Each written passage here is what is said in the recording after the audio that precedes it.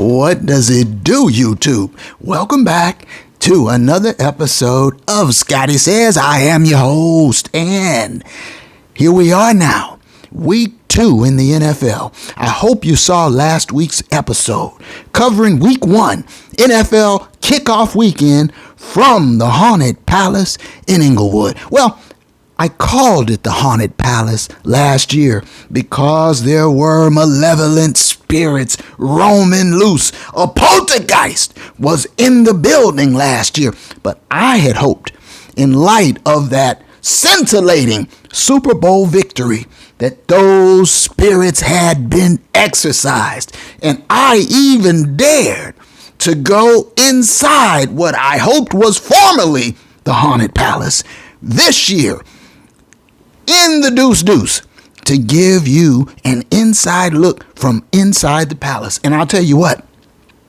there is a lot of intrigue at the palace. And we covered it last week. And so here we are now, week 2. And the LA Rams, coming off that beat down at the hands of Buffalo, where they were trampled, facing the lowly Atlanta Falcons. And I expected that the Falcons would be a balm, a salve for what ailed the Rams. And it looked to be that way early on. In fact, I thought maybe we might have a rout on our hands. But as you know, my friends, it did not turn out quite that way. And by the end, there was a thriller at the palace. But I don't want to get ahead of myself. I want to give you my game analysis from inside the Haunted Palace. Because once again, my friends, the palace is haunted. That malevolent spirit, the poltergeist, has returned in the Deuce. So let's get to the action, shall we? Now, the game kicked off. The Rams won the toss, and they deferred. And Atlanta promptly goes on an 8.5-minute opening drive. 14 plays. But on 3rd and 11, from the Rams 19, Bobby Wagner shoots the gap and forces a sack, and the drive stalls out. And Atlanta has to settle for the field goal attempt. And so Atlanta's place kicker, Young Ho Koo, trots out for the 3-point field goal, and he misses it. And so that whole 8.5-minute drive goes for naught. Now, as an aside, this is a true story now. I once met a young woman, an Asian lady, and when she introduced herself, she said, "Hi, I am Young Ho." And I said, "Oh, well, hi, I am Old Pimp. Pleased to meet you." That's a true story now.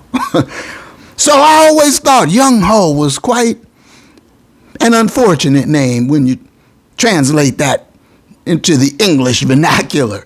But Young Ho missed the field goal. Let me get back on track. And the Rams take over. And immediately they go on a drive. Now, last week's episode, I spent quite a bit of time talking about the lack of ingenuity, lack of innovation, lack of creativity, lack of excitement in the McGenius game plan. And I was very curious to see if I wondered if McWonder would correct that and get back to old business, which is creative play calling. And I was pleasantly surprised to see that he was up to the challenge. Now, before I go any further, let me address the legend of Stony Wolf Funk. I talked about it at length last week's episode.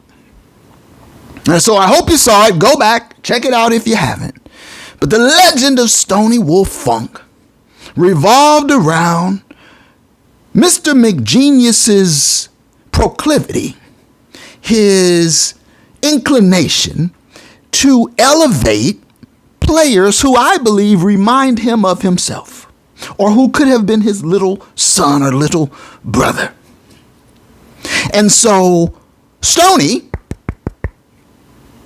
I call him Hands of Stone, the Wolf, QB2 Wolford, and the Funkster, J Funk, all were, I believe, to be proteges of McGenius. And he had, I believed, elevated them, unwarranted in my opinion, to very important positions. QB2, wide receiver 2 or 3. And I understand that Van Jefferson has been hurt and has not been available. And Jake Funk, I even heard, had been elevated up the running back depth chart. And so these things concern me greatly. And I'm pleased to say that I saw no sign of J Funk the entire game. Not a sight nor a sound from him. I saw no sign of the Wolford, although we know he was there. He was on the sideline in the wings. Because once again, Bryce Perkins was inactive and did not dress for the game, nor did Lance McCutcheon. Both inactive, still relegated to the practice team. While Stoney and the Wolford are in uniform roaming the sideline, and in Stoney's case, starting the game. And yes, Stoney did start the game. Now, here's what we know. McGenius loves 11 personnel. That's how he rolls. And we know what that is. And we know what that is now. 3 wide receivers. All right, and 1 tight end. And so to start the game on offense, Super Cup, Soup, Stoney, and Allen Robinson, A-Rob. And those were your 3 wide receivers, with Darrell Henderson in the backfield. Still, Cam the Grill Akers coming in off the bench. And I'm starting to see why that is. I don't want to get ahead of myself. So here is the ingenuity that I saw, that I noticed. McGenius had gone back into the lab, shook off that rust or whatever was plaguing him, that Super Bowl hangover, shook it off, and got back to innovation in play calling. What was the innovation, you asked? What was the wrinkle? Stoney motioning off the line of scrimmage into the backfield, setting up in the I formation in front of Darrell Henderson, and then running a variety of plays out of that set. And I have to say, it was creative. And I have to say, it didn't bother me nearly as much, because Stoney, I believe, is best suited for special teams, along with J Funk. And as fullback now, Stoney's primary responsibility is blocking and serving as a decoy, and I can live with that. And hopefully, once Van Jefferson is back into the mix, Stoney can fade, recede further into the background. I don't know, that remains to be seen, because it appears that Mr. McWonder loves Stoney. But as a fullback, Those hands of stone can't hurt you. In fact, they may help him as a decoy. They can't hurt you. So we see the Rams line up. Soup wide. A-Rob wide. Stoney perhaps wide or perhaps in the slot. Motions into the backfield as the fullback, and they run the play from that set. And there was a variety of play calls with that basic formation. That was the lab work that McGenius came up with, and I didn't mind it. So on the first drive, the Rams' first offensive series, Matty from the D goes play action and hits A-Rob over the middle for 16 yards and a first down. But on this play, offensive lineman Ankrum goes down with a broken ankle. And so Ankrum, in his first start as right tackle, in the first series of the game, Ankrum goes down with a broken ankle. His season is done. He's done for the season. And the O-line shuffle now has to continue. Fortunately, the combination of Atlanta's front not generating pressure, really, and the O-line shuffle being adequate, unlike last week against Buffalo, instead of 7 sacks, only 1 sack was registered on Matty from the D, Doctor Who. Stoney got in on a little bit of the action. He had 2 catches for 16 yards, 8 yards each. His first 8-yard catch came on this very formation I'm describing to you, with Soup and A-Rod split wide and Stoney in the eye. Matty from the D, play action fake, and then hit Stoney for 8 yards. They substitute Brandon Powell for Stony Hands and Cam the Grill Akers for Darrell Henderson. McGee splits the backfield with Soup and A-Rob. You see the creativity here. And tight end screen to Higbee. Then Stoney back in the game, motions out of the eye. Matty hits Higbee again. 3rd and goal now from the 1-yard line. The Rams have been driving. They go fade route to A-Rob. Touchdown. 7-0 Rams. 7-0 Rams. And it feels like there's an energy, there's an electricity back in the palace. So it appears to me quite evident that McGenius is committed to Stoney. In fact, I understand that Stoney has been removed from special teams completely. McGenius has taken Stoney off special teams so he can focus on his role with the offense. But, as I've said, I like the wrinkle. I like the creativity. And we hope when Van Jefferson returns, Stoney can recede. So now, Atlanta goes on offense. But they're stumbling. They're fumbling. They look inept. And just as I think this, Mariota goes big over the top to attack Ashes. And Ashes grabs their wide receiver to avoid being combusted. And they flag him for PI. And so that negated an interception by Nick the Thumper Scott. To start the second quarter, Atlanta is stuffed on 3rd down, 3rd and short at midfield. But on 4th, they decide to go for it. But the LA defense is up to the challenge. They're sturdy with Greg Gaines in the middle. So Atlanta turns it over on downs.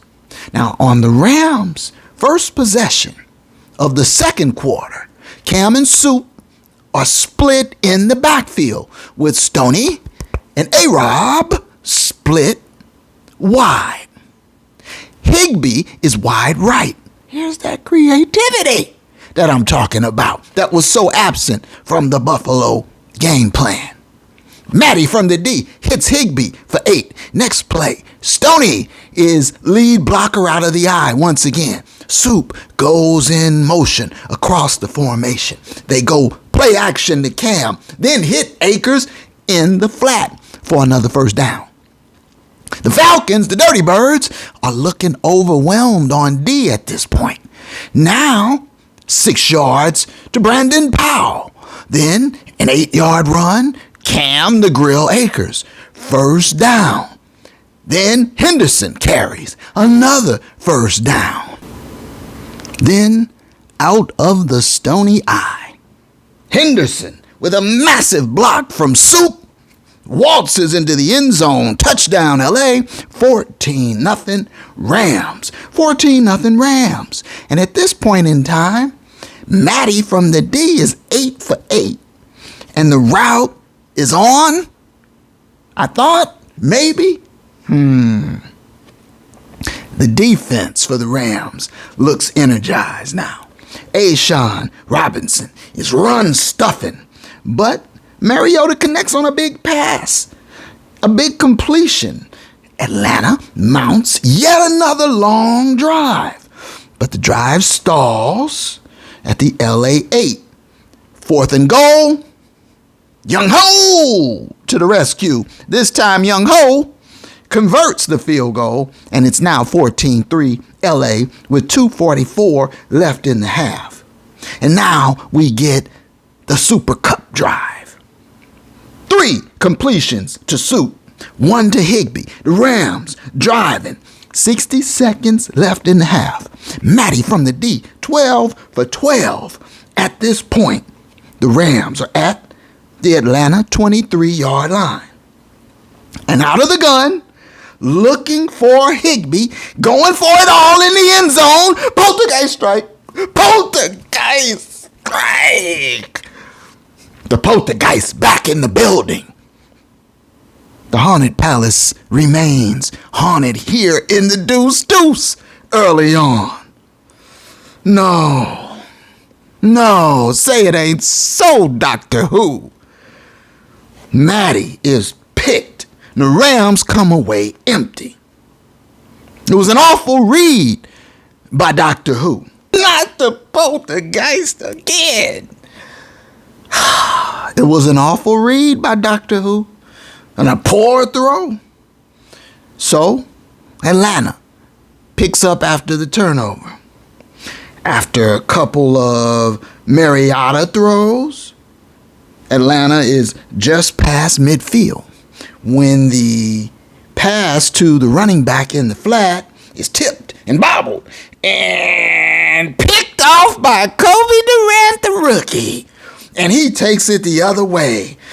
And I'm telling you what, the rookie Kobe Durant had a fantastic game. And I understand he even strained his hamstring before that interception. But you wouldn't have been able to tell by watching. Kobe Durant takes the return interception all the way down to the Atlanta 7-yard line. The Rams take over on offense. And a couple plays later, Matty from the D hits Soup with a beautiful fade in the back of the end zone. Touchdown, LA, 21-3, 21-3 at halftime. 21-3 to start the third quarter. LA gets the ball first. Now, Cam starts at running back. Brandon Powell, Soup, and A-Rod are your 3 wide receivers. Powell goes in motion. It's window dressing, and Matty rolls out to complete to Higbee.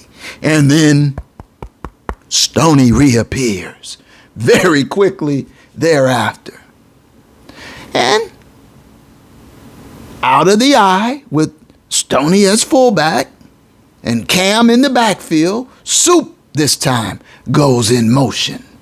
And now from the gun, Stoney in the right slot and A-Rob wide right. Soup in the left slot with Higbee wide left. There's the creativity now. Soup complete for 20 yards. And at this point, the Rams offense looks to be completely in control. Almost exclusively operating out of 11 personnel. Stoney is either lining up or motioning into the backfield as fullback. Now on 3rd and 4, from the Atlanta 10-yard line, Soup motions into a split backfield with Darrell Henderson. Matty is in the gun.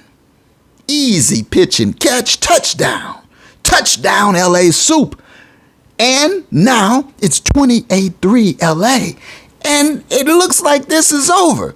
28-3. But that number, 28-3, that score is meaningful to Falcons and Falcons fans, if you know where I'm going with this.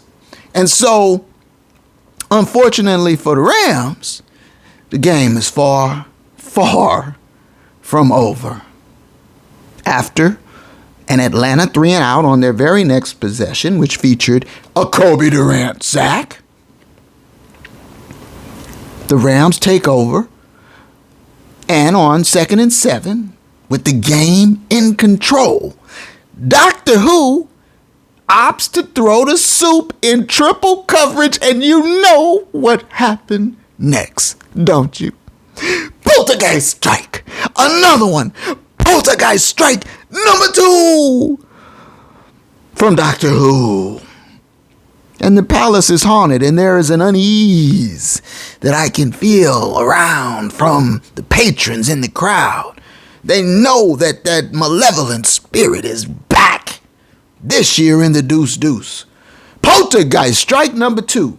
And I would say this is really where the unraveling begins. Did you know that since joining the LA Rams in 2021, Polte leads the NFL with 7 games of multiple interceptions. That's the most in the league now over that stretch. And so Atlanta takes over at the LA 20, and they punch it in. Touchdown Falcons, 28-10. 28-10. 7 points off Polte's interception. And I notice here that McGenius has started to move away from the run. He's underutilizing the run, and he's becoming a bit pass happy. And with Polte throwing picks, you know what I'm calling for. Restraints on the Poltergeist. Restraints. And you restrain that Polte spirit. You restrain him by running the ball. But as the third quarter runs out, Doctor Who is still throwing. Up 18. So on the first play of the fourth quarter, Darrell Henderson runs out of the Stony Eye for 13. First down. Good. But then McGenius goes right back to the air. Matty from the D hits Soup. And on 1st and goal, Henderson from the 7-yard line runs for 5. It's 2nd and goal from the 2. And I recognize this on the spot in the moment. It's 2nd and goal from the 2. The Rams are up 18 points. It is the fourth quarter. McWonder, I wondered, opts to throw. So Matty throws the fade for A-Rod, but Doctor Who misses him badly. 3rd and goal. And I'm in my seat, yelling, run the ball. It's 3rd and goal from the 2. Power run time. let the offensive line fire off and punch in that touchdown to help seal this game. But McGenius calls another pass play here. And Matty throws for Super Cup into double coverage yet again. He hasn't learned. The pass does fall incomplete. So, from the 2-yard line, twice, McGenius opts to throw instead of run. This was a grievous error in judgment by McWonder, in my opinion. They have to settle for 3. 31-10 LA with 12 minutes left in regulation. Now, in week 1, A-Rob had 2 targets. Stoney had 6. Thankfully, I noticed that in this game, that is reversed. Only 2 targets for Stoney. A-Rob, on the other hand, is involved. A-Rob at this point has 5 targets. So, Atlanta now has the ball. They drive 8 plays, 72 yards in 4 minutes to score. Touchdown, 31-17. And now there's 8 minutes left in regulation. LA takes over.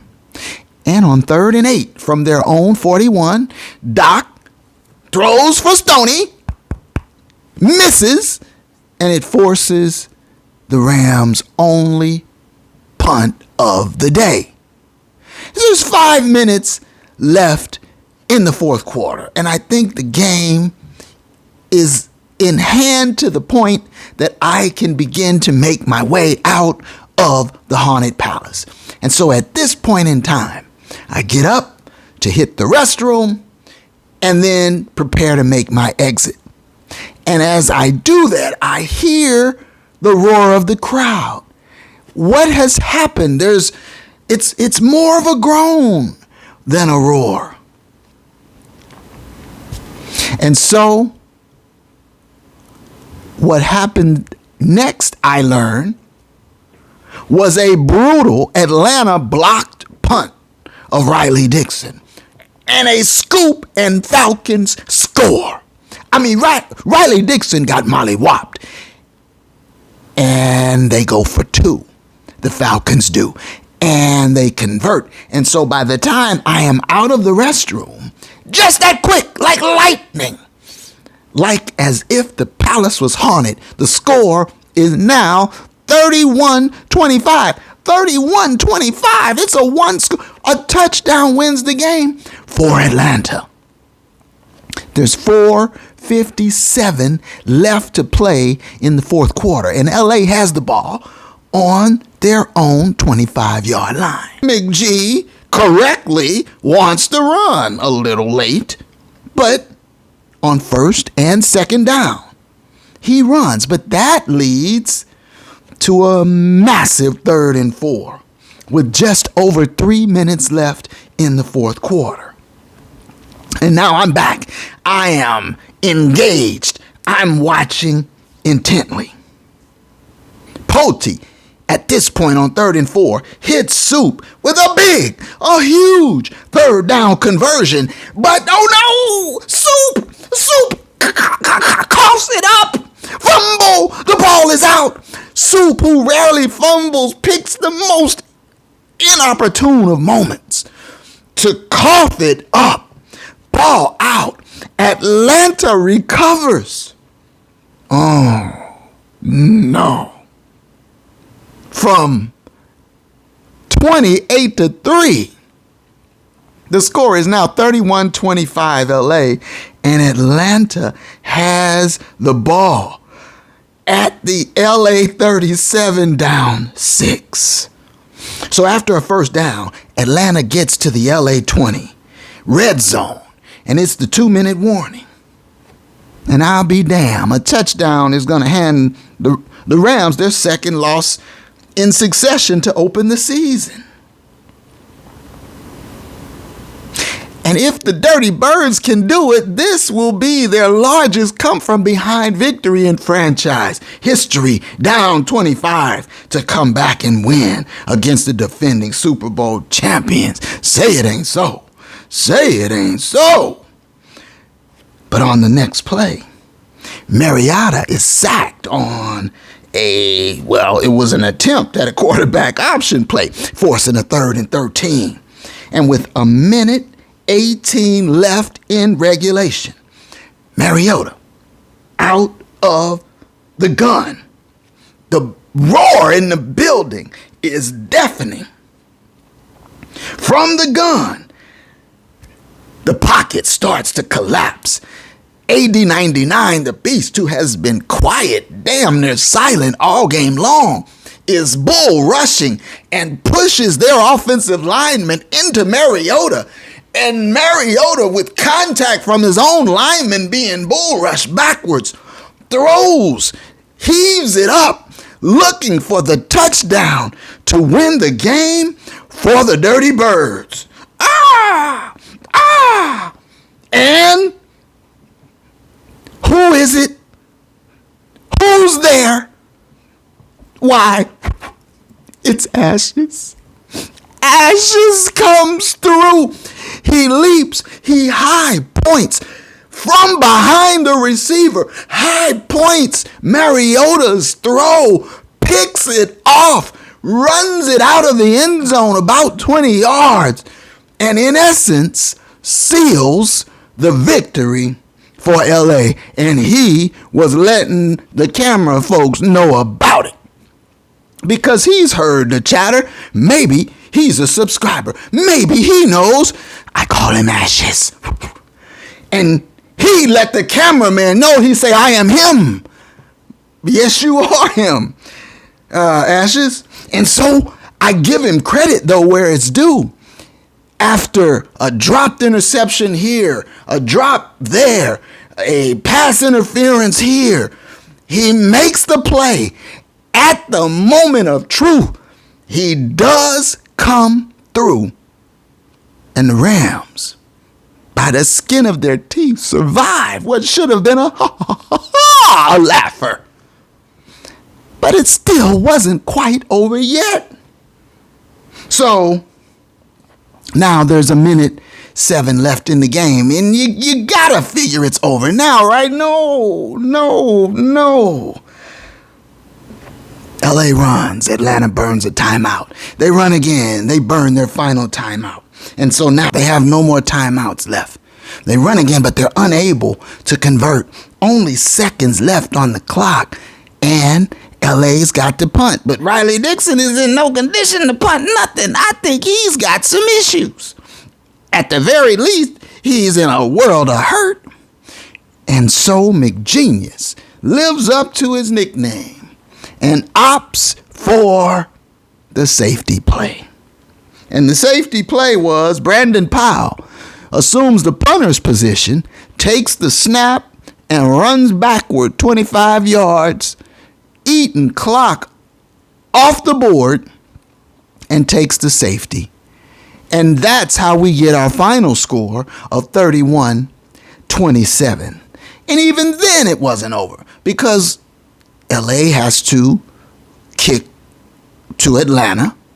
And so Matt Gay kicks off, and the kick goes out of bounds. So Atlanta's going to get one more shot at a Hail Mary, still down 4 points. But on the final play of the game, on that Hail Mary attempt, Hail Mary, Mariota is sacked, fumbles the ball, game over.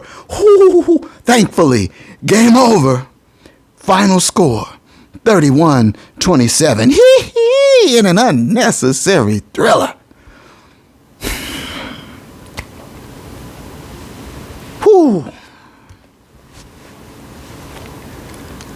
I tell you what. The Rams were thankful to come away with that W. They only ended up rushing for 65 yards. And now a part of that is those 25 or so yards lost on the safety. But 26 rushes, 65 yards. It's only 2.5 yards per carry. Polte, once again, doing poltergeist things, throwing pigskins to the wrong people. 2 more interceptions, and once again, he is leading the league in interceptions. But he also threw 3 touchdowns. Super Cup got 2 of those touchdowns. He had 11 receptions for 112 yards. Allen Robinson also caught 1. He had 4 receptions for 53 yards. And Higbee had 7 receptions for 71 yards. Darrell Henderson, as I mentioned, 10 carries, 47 yards. Cam the Grill Akers, 15 carries, 44 yards. So,